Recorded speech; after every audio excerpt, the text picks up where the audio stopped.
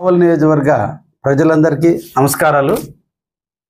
ముఖ్యంగా మీరు నాకు ఓట్లేసి గెలిపించి ఇది రేపటికి 100 రోజులు పూర్తి చేసుకుంటున్న సందర్భంగా నన్ను ప్రోత్సహించి నాకు టికెట్ ఇచ్చి గెలిపించిన మా అధినేత శ్రీ నారా చంద్రబాబు నాయుడు గారికి, మా యువ నాయకుడు నారా లోకేష్ బాబు గారికి ప్రత్యేక ధన్యవాదాలు తెలియజేస్తూ, మీరందరూ కూడా తెలుగుదేశం, బీజేపీ, జనసేనని ఆహ్వానించి ఆదరించి నన్ను మంచి మెజార్టీతో గెలిపించినందుకు మరొక్కసారి మీ అందరికీ కూడా ధన్యవాదాలు తెలియజేస్తున్నా.